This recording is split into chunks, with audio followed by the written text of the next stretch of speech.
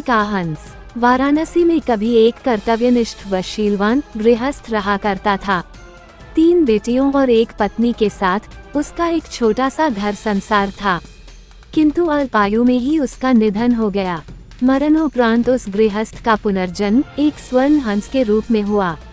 पूर्व जन्म के उपादान और संस्कार उसमें इतने प्रबल थे कि वह अपने मनुष्य योनि के घटनाक्रम और उनकी भाषा को भूल नहीं पाया। पूर्व जन्म के परिवार का मोह और उनके प्रति उसका लगाव उसके वर्तमान को भी प्रभावित कर रहा था। एक दिन वह अपने मोह के आवेश में आकर वाराणसी को उड़ चला, जहां उसकी पूर्व जन्म की पत्नी और 3 बेटियां रहा करती थीं।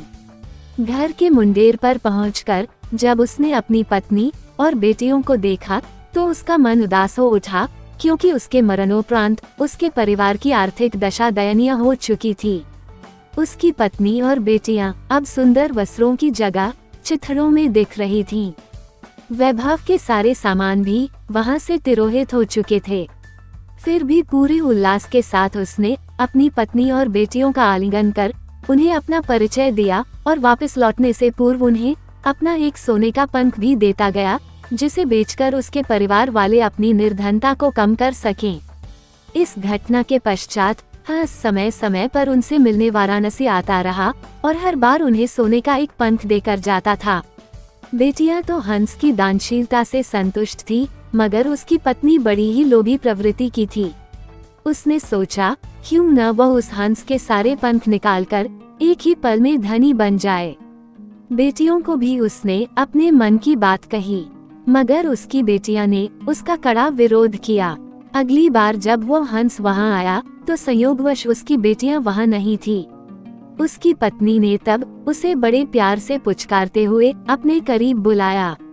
नल प्रपंच के खेल से अनभिज्ञ वह हंस खुशी खुशी अपनी पत्नी के पास दौड़ता चला गया, मगर यह क्या, उसकी पत्नी ने बड़ी बेदर्दी से उसकी गर्दन पकड़कर उसके सारे पंख एक ही झटके में नोच डाले और खून से लथपथ उसके शरीर को लकड़ी के एक पुराने डिब्बे में फेंक दिया। फिर जब वह उन सोने के पंखों को समेटना चाह रही थी तो उसके हाथों में सिर्फ साधारण पंख ही लग सके, क्योंकि उस हंस के पंख उसकी इच्छा के प्रतिकूल नोचे जाने पर साधारण हंस के पंखों के समान हो जाते थे। बेटियां जब लौटकर घर आईं, तो उन्होंने अपने पूर्व जन्म के पिता को खून से सना देखा, उसके सोने के पंख भी लुप्त थे। उन्होंने सारी बात समझ ली और तत्काल ही हंस की भरपूर सेवा शुश्रूषा कर कुछ ही दिनों में उसे स्वस्थ कर दिया। स्वभावत उसके पंख फिर से आने लगे, मगर अब वे सोने के नहीं थे। जब हंस के पंख इतने निकल गए कि वह उड़ने के लिए समर्थ हो गया, तब वह अपनी बेटियों को आशीर्वाद देकर उनको अपने जीवन में सफल होने की कामना से वो वहां से उड़ चला और कभी भी वाराणसी में दोबारा दिखाई नहीं पड़ा।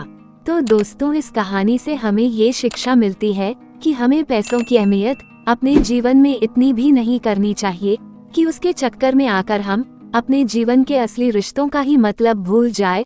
और ये तो हमेशा से ही कहा गया है कि लालच एक बुरी बला है, इसे जितना हो सके उतना अपने आप को दूर रखना चाहिए। अगर आपको कहानी थोड़ी भी अच्छी लगी हो तो प्लीज इसे शेयर कीजिए और चैनल को सब्सक्राइब कीजिए। धन्यवाद।